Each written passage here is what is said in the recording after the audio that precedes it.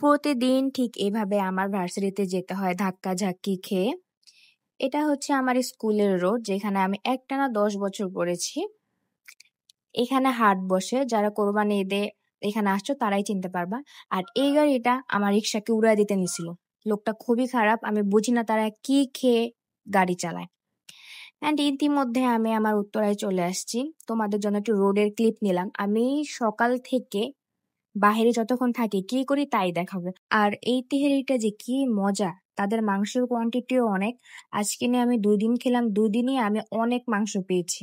তোমরা গিয়েও ট্রাই করতে পারো। এটা খালপার মুসলিম বিরিয়ানি হাউস মেবি নাম। আর এরপরে বৃষ্টি শুরু হয়ে যায়। দেন আমি মেট্রো স্টেশনের ওইখানে গিয়ে এই পিঠাটা খাই, যেটা সবচেয়ে খারাপ ছিল। আর দেখো, আজকে সবচেয়ে কিউট একটা ভিডিও আমি নিয়ে আসছি তোমাদের জন্য।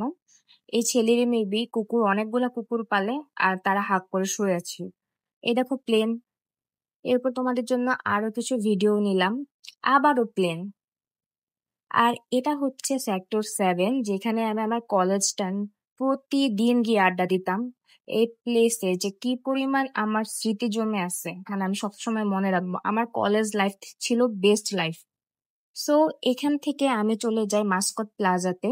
এখানে নিউ একটা ফুড কোর্ট দিয়েছে, খুবই সুন্দর এনভায়রনমেন্ট। ইভেন এখানে কিডস অ্যাভিনিউ ছিল। আর এখান থেকে এই ক্লে গুলো তোমরা কিনে নিতে পারবা, খুবই কিউট কিউট ছিল।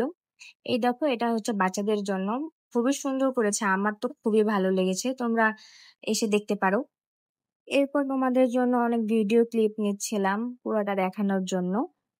দেন এই স্টলটা থেকে হচ্ছে আমি একটা রাইস বল নেই, গোচুজাং রাইস বল নেই, যেটা সবচেয়ে ওর্স্ট ছিল আমার, মানে অনেক বাজে ছিল। এখানে ফটো বুথও আছে, নিউ আসছে মেবি। আমি নেক্সট টাইম গেলে অবশ্যই এখানে ছবি তুলে আসবো। এন্ড এই তো আমার খাবার চলে আসছে, যেটা আমার একদমই ভালো লাগেনি। চিকেনটা একটু মজা ছিল, বাট রাইসটা একদমই ভালো লাগেনি। বাট এই সালাডটা মজা ছিল। দেন এই তো চা খেলাম। আজকের জন্য এইটুকুই। Thanks for watching. আল্লাহ হাফেজ।